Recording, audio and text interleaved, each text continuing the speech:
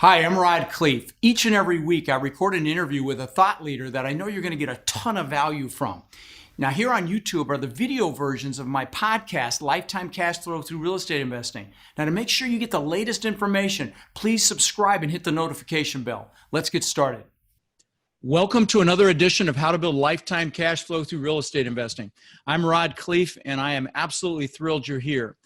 And I will tell you, it's a real treat today to interview my friend Adam AAA Adams. And many of you probably already know Adam because he's just a rock star on social media, but he's been educating literally hundreds of thousands of investors through his podcast. He's got an awesome podcast, Creative Real Estate Podcast. He's got meetups, but he doesn't just have meetups. We're going to talk about that in a minute. He's like the rock star of meetups, but he's just a super guy.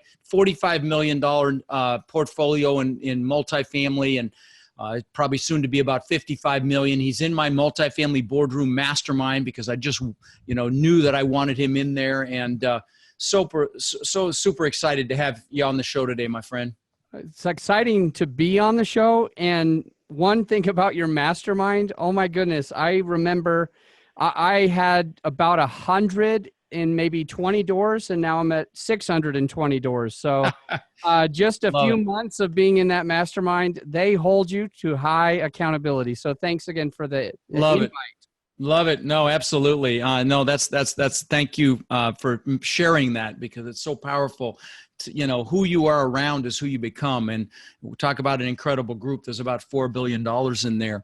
But let's talk about you. Tell my listeners about your real estate journey. We're going to dig into the whole meetup thing because you're a rock star there, and I think it'll really add value as it relates to raising money and building a network. But tell your story first, if you wouldn't mind. Yeah, so I'm originally from Utah, and I'll give the story in the quickest way possible. So originally from Utah, right? And I was born on a polygamous colony of all places. My mom got remarried when I was very, very young. My stepdad, he owns a ton of real estate. And so when I grew up with my stepdad, that was like the normal thing, is real estate. And he was an entrepreneur. And I kind of watched that. And he used to tell me, Adam, you need to invest 10%. You need to buy real estate. And I was in college, and I was like, Dad, when I get old and boring like you, I will do that. I'll go ahead and do that. But like, not right now. I'm a college student, and I could barely pay for my college. I don't know how this is going to happen. So what ended up happening is my dad said, I'm just going to give you a piece of land. So it was Christmas. I got a piece of land. And then he bought it for $100 off a tax deed. And then he made me pay him $100. And I was like, this was a Christmas present, and I have to pay you exactly what you paid. And I don't see that being a fair trade. But it took me a couple of weeks. I made $100 extra from serving. Gave it to him grudgingly, of course, and I just was holding on to that. The next thing that happened with that piece of land is the county said, you owe us taxes, and it was another $100. And I was like, Dad, do I have to pay this? Like, I have this thing that I thought was an asset, and now I have to pay another extra $100 for it. And he's like, oh yeah, that's normal. Whenever you own real estate, you got to pay taxes. So I was like, okay. So again, I grudgingly paid the $100. And then somebody said, hey, I'll pay you 12 grand for this piece of property. And I did the math after real estate commissions. It was like around 8,300% return. And so I did that. And then that's where I decided I'm going to be in real estate. Like, this is a powerful thing. So I read that book, Rich Dad, Poor Dad. For your listener, I'm dyslexic. I don't read books ever. And my dad tried to get me to read this book. And it was that little 8,300% return that made me say, I'll go ahead and read that book and see what this is all about. And the more I studied Robert Kiyosaki, I even went to some of his seminars, the more that I learned that he didn't do single family. He got his wealth through commercial multifamily. So I said, that's what I'm going to do. So it was 2007. that I started being a property manager. And I bought my first multifamily in 2008. And rapid fast forward through several years of ups and downs. It was 2016 that I was brand new to Denver. And I heard this thing, somebody said, your network is your net worth. And I said, I don't have a network. Like, I just want to get back into real estate. I got hit by the crash back in 2008. And so now I'm sitting here, I'm going to get back in. And how do I make a network? And so I learned about meetup.com. And that's really where I started to kind of learn the ropes of meetup.com. And I grew my network fairly quickly. And here we are today. I'm joining in your mastermind group and getting a lot of value from that. And we're just closing deals through syndication. Yeah, love it. Love it. Now, I know you are really most famous for, you've got one of the highest rated meetups in the world. I mean, not even just the US. I mean, in fact, didn't Meetup like fly you out to their corporate headquarters or something? Yeah, so they flew their top 150 organizers from around the world, and they asked 8 of us to be speakers. So I am in the top 8 out of 225,000 meetups. Wow. Wow. Wow. So we are going to dig into that today, guys, because many of you listening are aspiring real estate investors. You want to be a syndicator. You want to put deals together. You want to joint venture deals. You want to buy multifamily.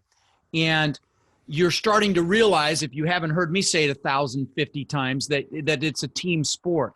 And all the successful operators or syndicators or GPs or KPs, it all means the same thing. All of those, the successful ones have created a network, and they've done it through a number of different ways. Many of them write books. Me, I've got a podcast. You've got a podcast, Adam. They do it on LinkedIn. They'll do it on Facebook. We've got a Facebook group. They'll do it on Instagram. But and some do it with meetups. I have my coaching students. I've got probably close to a dozen that have created their own meetups. And some of them learn directly from you, Adam. But in fact, I'm going to start a meetup. I've just decided. I just made this decision last week when I was in Houston doing a keynote for an event there for some friends of mine, that I've decided I'm going to do a meetup in Tampa. So I'm done. I'm doing it. And so let's talk about strategies for doing an effective meetup. It'll help me, and hopefully. So guys, the reason I want to do this is you need to pick your vehicle for building your reach. Okay. You need to pick that vehicle, be it what, and with social media, it's so amazing. I mean, I'm at over 5 million freaking downloads on my podcast. I never would have in a million years thought it would do that. My YouTube videos were watched for 30,000 hours last year. I was blown away when I heard that. And so social media is so incredibly powerful and such an incredible resource. And I know that you're going to talk about how to use social media for Meetup here in a minute, but I just want to kind of foundationally say, you've got to pick a platform to extend your reach, be it writing a book or social media or whatever it is. But today we're going to talk about Meetup. And so take it away, my friend. Tell me what to do. The first thing is that I never expected Meetup to propel me where it did, but it can be powerful. But to get it powerful, you have to do it a little bit differently than other people. So that's the first thing that any listener needs to focus on, is being different, standing out from the rest of the crowd. Now, if you want to be part of the 99%, that's easy. You just do what they do. But if you want to stand out, you have to do something a little bit different. You have to try that 1 extra % to do something different. So that's the first thing to think of. And the ways that you can do that are almost innumerable. There are ways to actually, let me think what I'm saying here. If you want to stand out, here's one thing you can do. You can have your meetup name completely different than everybody else's meetup name, or you can have your meetup topics be something unique. If you want to stand out, you might be able to, maybe all the other meetups in your area all charge $20 per day or $200 for the year. And so either you can choose to be free, or you can say this meetup is $100 a month just to be a part of it. And all you have to do is differentiate yourself. So literally the truth is, it doesn't matter. If all the other groups are doing one thing, you do something else, and then you explain exactly why you're doing something else. Here's a great example. I'll use you as an example, Rod. You have a podcast that's called Lifetime Cash Flow. And we know there's a lot of syndicators out there that are in and out, trying to get in and out. And you take another approach and you focus on it, and you actually differentiate yourself purposefully on many of your episodes. So you say, this is what I do. It might not be what everybody else is doing, but I believe in this model, and this is why. And that's the same thing you have to do at your meetup. So we talked a little bit about how a meetup, you might be able to have a different cost. Here's another thing that I did to kind of just differentiate myself. I made a lunch club.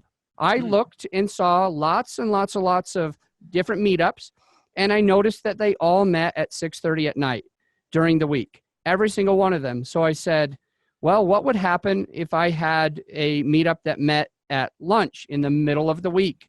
What might happen?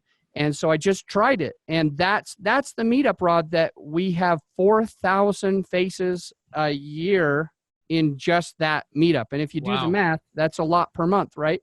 So so even though it doesn't seem like people can get there at lunch, as soon as you do something different, you'll be able to attract your specific following. Another thing that I did is I called it creative real estate.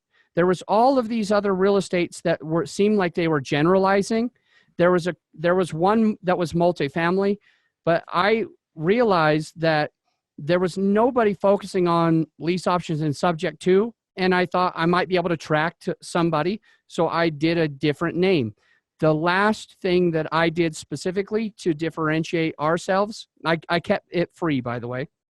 The last thing that I did is we decided to meet weekly, and this comes really good. It doesn't mean everybody listening can do weekly, so I don't want you to start something you can't finish.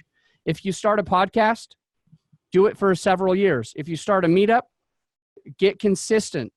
Don't be sporadic. You got to be consistent. So that's super, super important. So if you're going to start a weekly, make sure you can hold on to that weekly for at least a year. I did it for 2 years straight, and then I backed off this year. But when I went into the weekly, I didn't just have it weekly, Rod and listener. I didn't just have it weekly. That wouldn't be good enough. The part that made it work is when I got to the event, I actually differentiated ourselves, why we go weekly and why we don't do the others. So I would tell my people, it usually takes 6 touches before you start to network and work together. So when you want to partner with other people, raising money, finding deals, whatever, when you want to do that, it's going to take you 6 times. So what's going to happen if you go to a monthly meetup? A half a year from now, you're going to be successful. That's why we meet up. Include it instead of I. That's why we meet up every single week. Because you come here every single week, within 6 weeks, you're going to be starting to do deals with each other. And so that's really what we're talking about. Is the first thing is just differentiate yourself. If there's no other multifamily meetups, you need to start the multifamily meetup. If they're all paid, you have to start the free one. If they're all free, you have to start the paid one. If they're all at dinner, you got to start the lunch one. Some way to really be different. That's the first thing that I would say. And then after that, here's the thing. There's 3 Ps. Okay. So we'll slow down and we'll write down the 3 Ps. They always go like this. 1 is you position yourself. That's what I did. I found out what everybody else was doing, and I positioned myself differently. That's number 1. Number 2 P is promote. So now you have to find a way to let people know your positioning. So position, promote, and that's when you profit. Once you position yourself and you can figure out good ways of promoting yourself, which is marketing. So I did it differently too. I market it not just on Meetup. I went on Facebook to market it.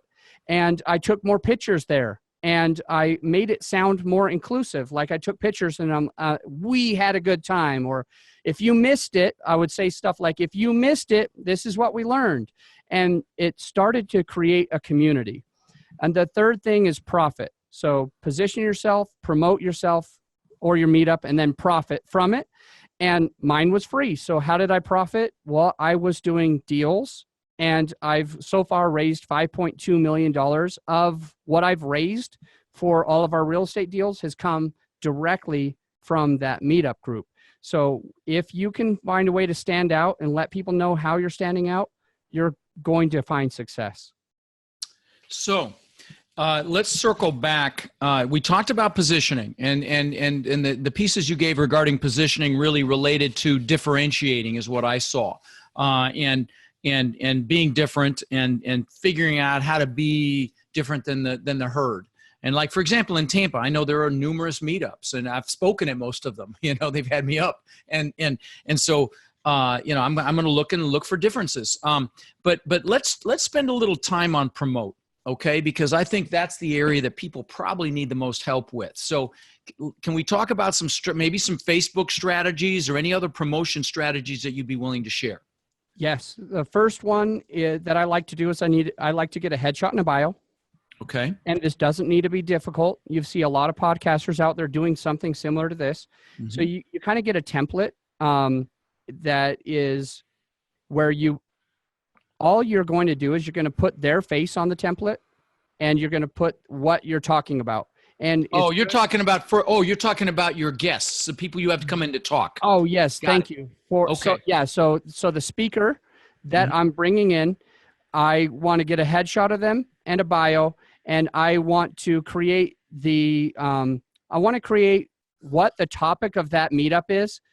And what I like to do, and this is great for anyone, what I like to do with the topic is push people's buttons in some way. And anything really truly works. You can push people's buttons like by saying something completely opposite than anything they've ever heard, or you can draw out a need. Okay, so you'll say something like, why fix and flipping is the best thing on the planet, or why cash flow beats fix and flipping. And a lot of people are like, wait a second. So you're getting attention. And then a lot of people, it's like a train wreck. You don't want to watch a train wreck, but it's really interesting. It's like, what's going to happen here? When you say cash flow outbeats this, some of the people that are fix and flipping are going to be like, well, let's see what they have to say. So they're more inclined to come at least once. Now, once you get them at your event, it's important that you keep them at your next event. So when you were asking about promote, I like to first start by getting them there. And to do that, I like to make an image and say something catchy that makes them want to come. I might be solving one of their problems, or I might just be saying something completely against what they've ever heard. And then once they're there, it's important that you get them to go to the next one. For instance, my creative real estate meetup, we might have a wholesaling person who's really focused on teaching wholesales on one day. And then I already have my next event up and run. I already know what's going to happen. I know where it's going to be. I got the address and everything. This is very, very important because you need to utilize the inertia that you're building up. As this momentum is already going, you just have them come to your next one. So if what you're doing is just having one event, stopping, and then going ahead and later you promote a new event, you're not going to get hardly anything. But if you have a wholesaler come today, at the event, you can talk about, by the way, next week or next month, depending on when you meet, next week, we actually have one of the top fix and flippers on the planet. And if you are a wholesaler, you're going to learn how to utilize a proper scope of work, which is what most wholesalers aren't able to do, is know what a scope of work is. Because if you don't know that, then you're not going to be a good wholesaler. So now you're playing to the wholesaler to come to a fix and flip workshop, even if they don't do fix and flip. And then you say, and if any of you wholesalers want to be promoted into fix and flip, you got to learn this stuff. And then you'll also talk to all of the people that have been fix and flipping. And you've got to kind of use your imagination on psychology, like what are the hot buttons for them. And you might talk something like this, because almost everybody who's tried a fix and flip literally has lost money. Almost everybody who's done fix and flips, especially if they've been doing it for a long time, sooner or later, they're going to lose money. I run a mastermind group, and in my mastermind group, there's a lot of high-level people. Every single one of us have lost money once, at least, in a fix and flip. So here's what you say to them. You'll say something like, I once lost a bunch of money, and how I solved it was by learning the scope of work. So for those of you who are really focused and already doing this, I know that you're going to get value by really diving deep into the intricacies of scope of work. So I'll see you all next week. And then you'll even do that again with multifamily. So they're all there to learn scope of work, and then you kind of talk them into coming to your multifamily. Hey, we have this expert talking about how you can take what you've learned here and do it massively to scale. And so if you want to come next week, this is what we're going to get. So you always do that. Now, other things to promote it would be... well, let's talk about inside of Facebook. I mean, before you even get started, what would you do? Like, what should I mean, of course, I'm going to mention it on the podcast. I'm doing it right now. I'm kind of mentioning it right now, but other people that don't have that kind of reach, what might they do on Facebook to promote it? Good question. There's two things. One, I know how to build your reach on Facebook. And number two, it's okay if you don't have that reach. What I would do, honestly, is this. If let's just say you're really in that situation. Step one is you go to all of the Facebook groups around the industry that you are interested in bringing people together for.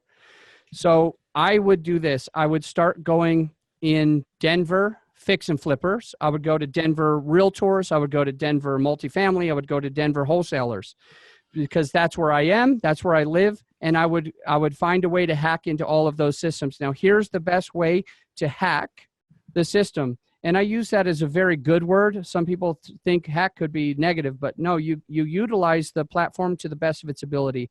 And here's where Rod and I have gotten a lot of success. And this is where the listener, are going to get that same success. It starts by adding value. So here's what I would do. I would go into those other meetup groups around real estate, and I would actually start adding as much value as possible, start connecting people. That's one of the best ways is, hey, I noticed that you're a wholesaler.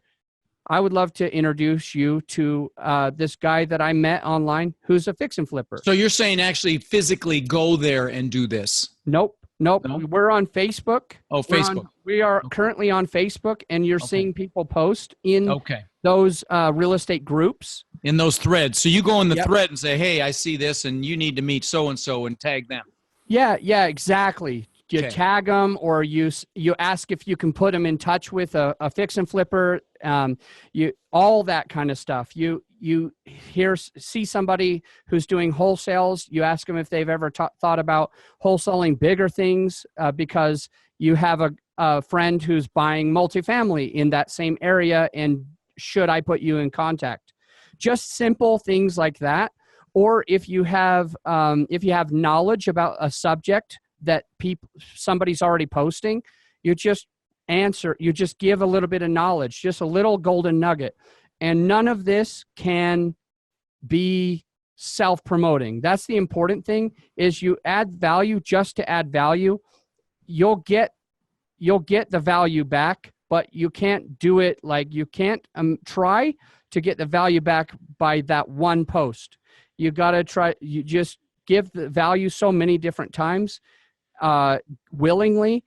Eventually, it's like a bell curve where you're putting out and laying down all this value, and all of a sudden one day it just skyrockets and everybody knows who you are, and they all come to you to be connected with other people, or to go to your meetups, or to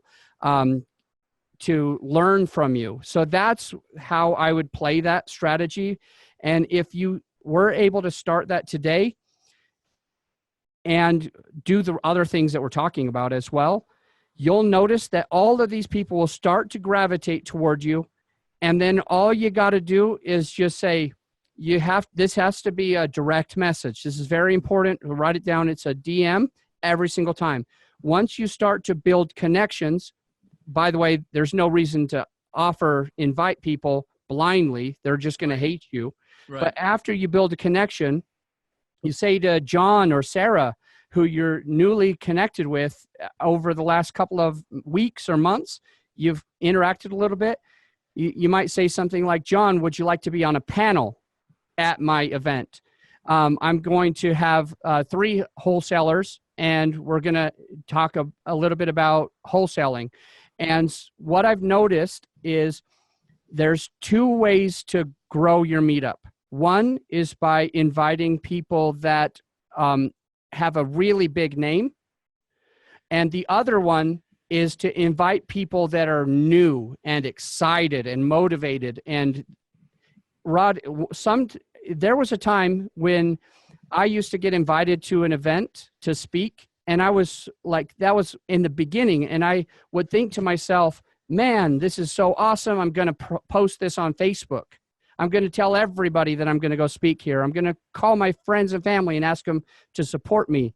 And then when I got speaking more often, I don't have the same feeling about it. So I might have a bigger name, but I don't necessarily like think into it like I need to tell everybody. So it goes both ways, and you need to be thinking about this as an organizer of a meetup. Number one, you invite somebody then where you obviously know it's their first time going to be there, and they're excited and they're going to tell everybody. And number two, you invite somebody like Rod Khleif to speak at your event, so that people from all over are like, oh, wow, that's Rod Khleif. He has a huge name. I'm going to go just because of that. So if you come to my meetup, Rod, I'm going to promote you. I'm going to tell everybody that you're coming. But when I have a newbie, like maybe 3 wholesalers or 3 people that just did their first 4-plex or whatever, all of those guys are going to promote themselves and tell their family to come with them. So these are the 2 ways to hack. You have to be really careful to know both of them, and I would bounce them back and forth. I would get a high profile name, and then I'd get a couple of newbies on a panel. High profile name, a couple of newbies on the panel. Mm. So you're putting the newbies actually up on stage on a panel. Okay. Here's the thing so I was just at Joe Fairless's conference, and the main thing that he focused on teaching people is how to engage your audience. Hmm. Okay, so with that said, what are we talking about here?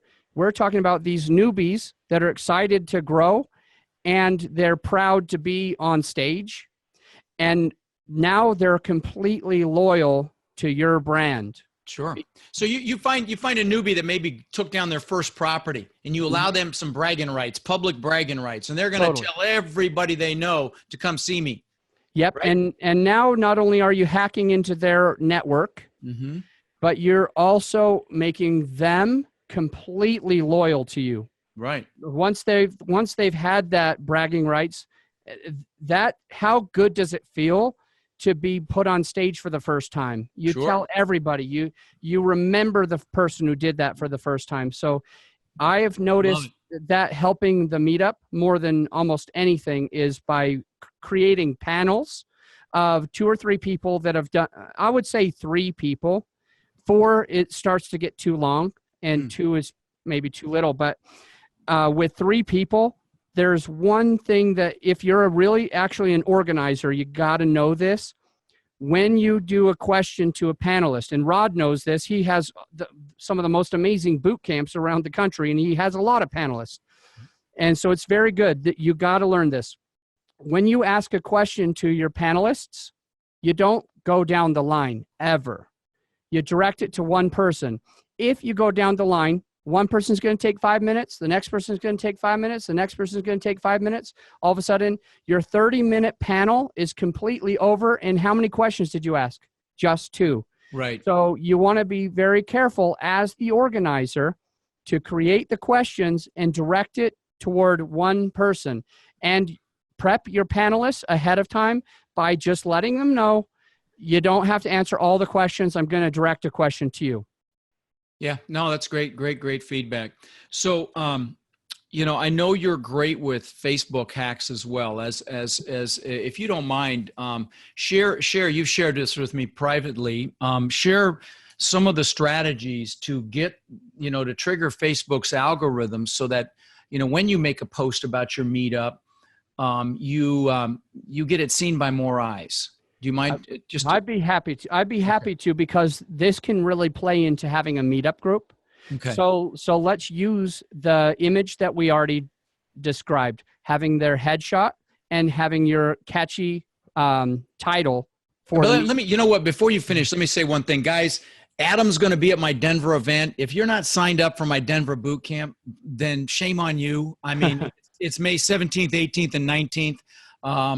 Go to rodindenver.com. It's still early bird pricing. It is definitely going to sell out, and it's going to be epic and incredible place to network. Just me on stage for 3 days, but Adam will be on one of the panels, and there'll probably be at least $2 billion in assets on the panels that we have, like he's describing here. So, and Denver's United's hub, so you can fly there nonstop, cheap from just about anywhere in the country. So no excuses.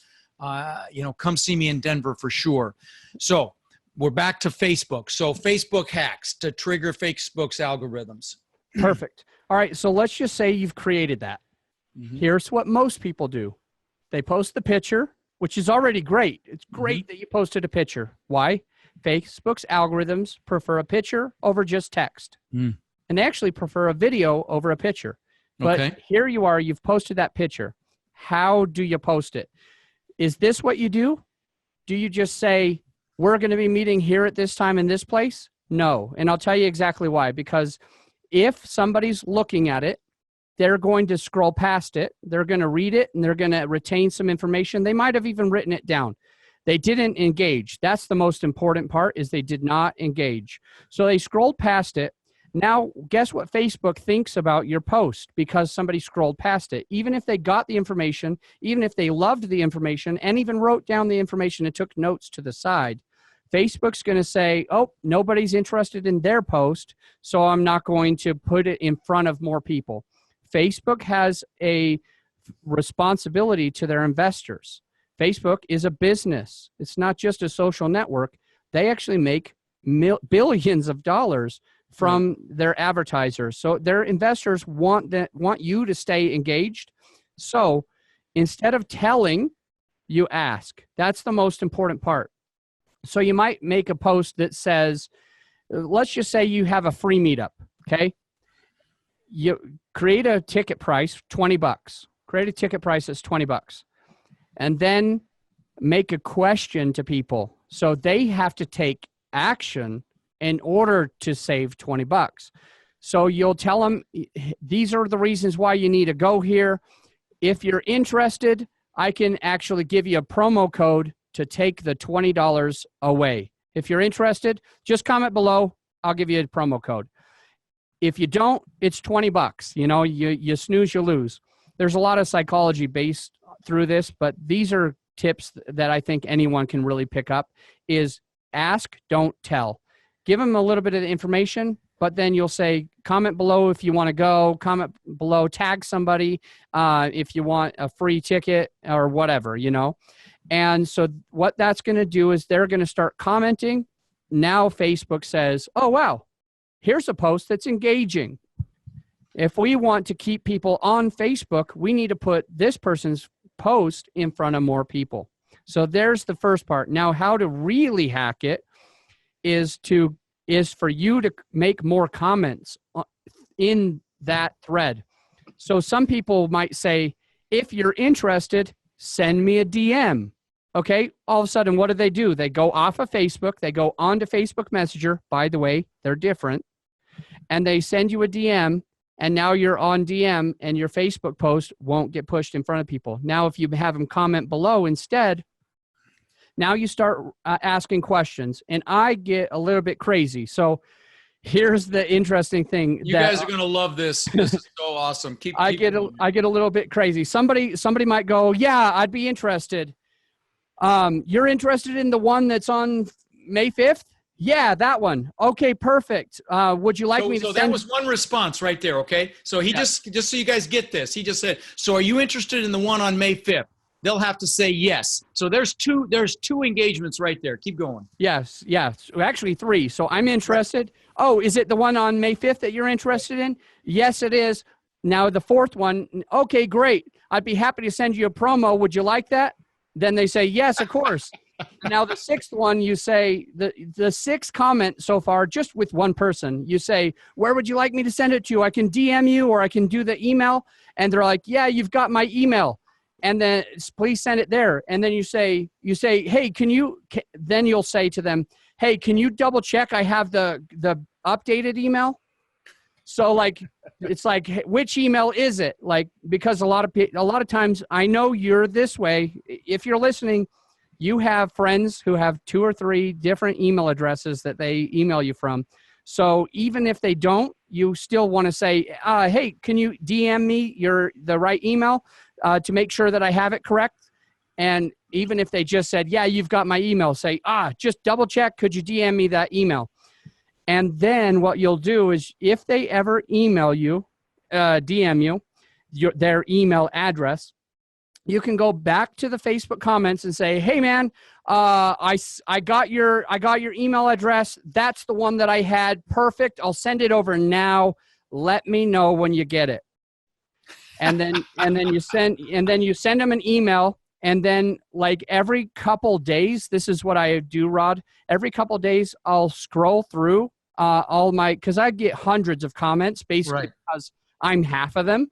And so I'll scroll through and I'll get to anyone who didn't reply. And I'll just say, hey, just want to let you know I'm still waiting for your email. Or, hey, I just want to let you know I'm still doing this. Or, hey, did you send me that? Or, hey, did you get my email? Can you confirm that you got my email? And stuff like that. I mean, you can be creative. What's incredible about that, guys, is that's going to trigger their algorithms, and you've just created that. Now, is this going to take some time? Yes. And if you come to my events, you'll hear me say this, and that is, if you're willing to do what other people aren't, you'll be a success every time. This is an example of doing what other people aren't willing to do. And this is one way to ramp anything on Facebook for sure. If you're doing a meetup, if you've got maybe a group that you want to promote or whatever, this is a way to get engagement and trigger those algorithms. I absolutely love it. Fantastic. So, so any other, last minute thoughts about really maximizing? We don't need to talk about profit because, certainly, most of the people that are going to do this are doing it to build relationships, build investor networks, and build all of that. So they're not doing it to bring in speakers to sell stuff and split profits. That is something you could do. Yeah. So 2 things. Almost every meetup sells from the stage. This is true. Yeah. And that's why at my meetup, we just don't do that. So another thing how to differentiate ourselves is by being the only meetup that has no agenda. We're here for you. And here's another good trick because you asked, I went to a lot of different meetups in the beginning when I was trying to decide how to do mine. And one of the things that I noticed that if 2 meetups had the exact same people, let's just say there was 30 here and there was 30 here, and neither of them sold, and they both had networking in the beginning and networking at the end, there's one thing that was different. If Group A allowed me to introduce myself to the whole room all at once, and everybody knew who Adam Adams was, and everyone knew who some other person that was also in that group was, how we feel inside is that we were heard. And when you feel like you're heard, you keep coming. I felt like if I could share, like, hey, I'm doing multifamily, and if you want to do multifamily, reach out to me. I'd love to partner. If I could say something like that in our event, at somebody else's event, I felt like people knew who I was, and some of them would come up to me.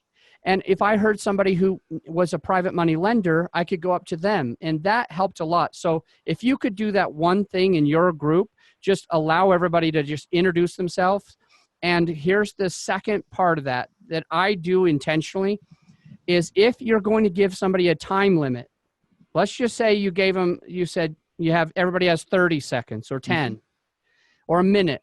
If you give them a time limit, here's what you personally need to do as the organizer.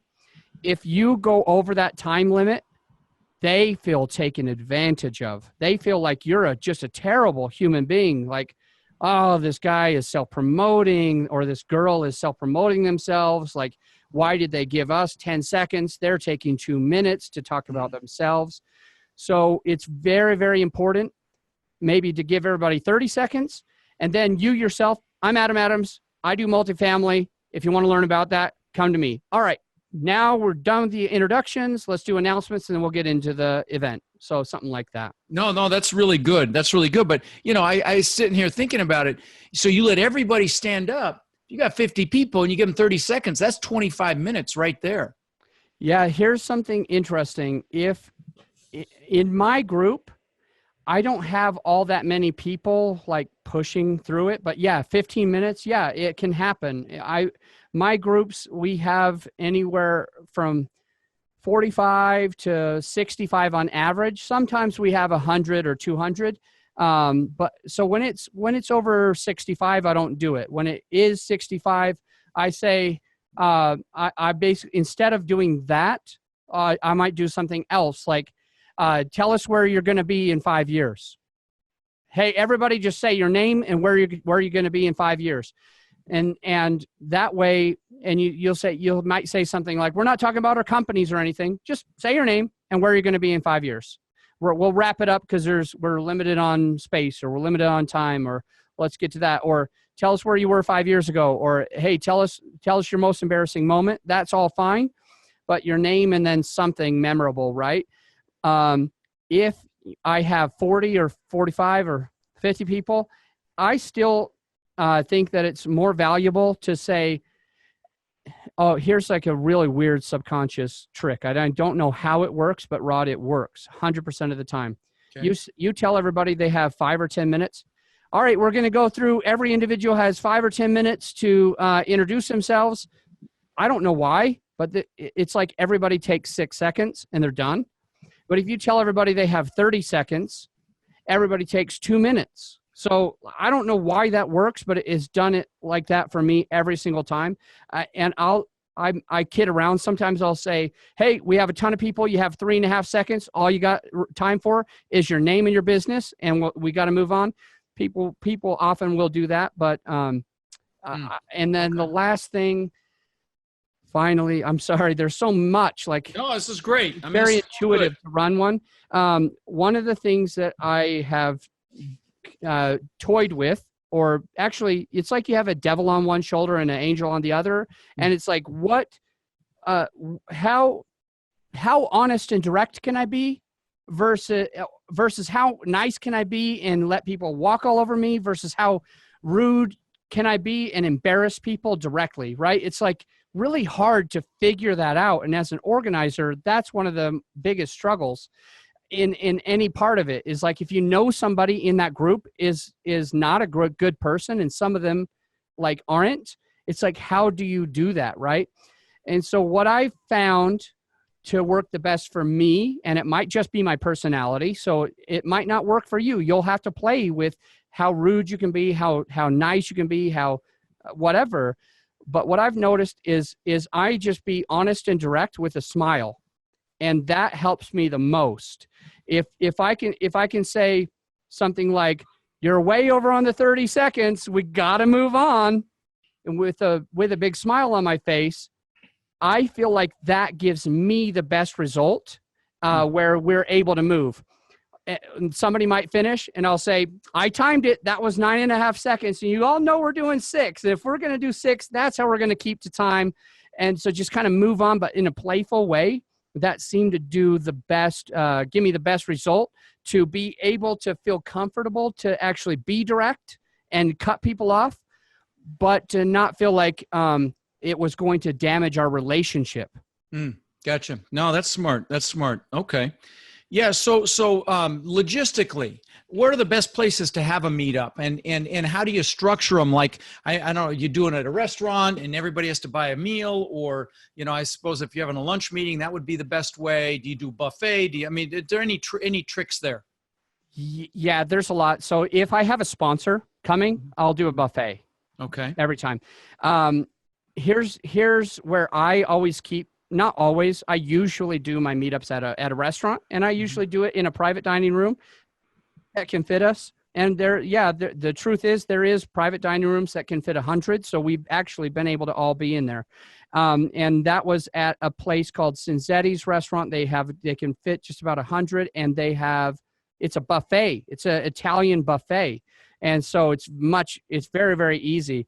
And so as far as logistics, here's some of the things that help me. I like the restaurants. Mm-hmm. First off, because it's free for me. Right. And here's what I usually do for my group is I used to have a lot of people that just came, but they didn't want to pay for food. Mm-hmm. They might have said something like, oh, I just ate, or oh, I'm a vegetarian, or oh, I can't eat at a buffet, right, or whatever. Like, they'll have their reasons. So this is exactly what I started doing, and I'm getting success with it. So it might be valuable. When I get there, I just say how grateful I am that we could use this room for free. I just tell my whole room, I say, hey all, I'm just really grateful that we were able to use this restaurant. They're letting us use this space for free. Now, here's the thing. There is a $10 per person minimum. And if you don't want to eat, it's cool. You're welcome to buy some food and take it with you. Or if you want coffee, that's cool. It's just going to be a $10 coffee. Or I know if you just want water, I'm sorry, they're still going to give you a ticket for $10 for your water, just because that's how they say in business. And I do that every single event, every single week. And the people that wanted to not pay either slowly don't come or slowly come onto my side. But I speak of it in a way like, let's understand how awesome this restaurant is, and let's not take advantage of them. And I'm not going to pay for everybody's meal, but you need to know there's a $10 minimum. If you don't want to eat, it's cool. If you want water, it's going to be a $10 water. No biggie. It's not going to me. It's going to the restaurant. And make sure you tip on that. So I do that every single time. There has been a couple times where I've rented out a event center or a room at a hotel. Now, those can range from $300 all the way up to $2,000 for one room at one time. So here is a wonderful hack if you're actually going to do that. Most hotels have a food and beverage minimum. Right. And the best way to talk them out of making you pay for the room is you might just pay for drinks. Like, hey, I'm just going to pay for, let's say they have a $300 minimum. Instead, just have a $300 bar tab. Just say, hey, if we spend $300 here at your bar or by having small bites for my group, could we get over that? And now you're not wasting just money on nothing. You're actually providing for your group. And I found hard money lenders to be the best, easiest sponsors. And I don't mean easy in a bad way. I mean, like, they have bigger budgets. So if you don't want to pay for it yourself, you could just get one hard money lender and you just say, hey, the room's going to be $400, or the beers are going to be $400, or the food appetizers are going to be $400. Would you like to be in front of my group? And I'll let you have 30 seconds to just tell them what you do, and you can be in the back. And I'll let them know that, you know, beers were on you, or appetizers were on, you know, this hard money lending company. That's the easiest way to get it for free. And then you actually have it more quiet and more personal, and the people that come will actually feel like, hey, I got value because they gave me, you know, every time I go there, I don't have to eat dinner before, you know, they save Right. $20 on dinner or whatever. So Nice. Wow. Tremendous value today, brother. And I know, guys, that this is off topic, but I'm here to tell you, you want to be a success in this business, you better find a platform to build that network. And Meetup is a great way to do that. Adam, I'm super excited to see you at my boardroom here meeting coming up in March in San Diego. And then I'll see you in Denver at my boot camp, May 17th, 18th, 19th.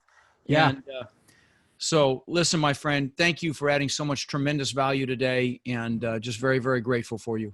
Thank you so much. All right, buddy. Take care. You too. Hey, thanks for watching. Please subscribe to my channel. And if you listen to podcasts, join me on iTunes, Stitcher, or wherever you listen to those podcasts. Just search for Lifetime Cash Flow through Real Estate Investing.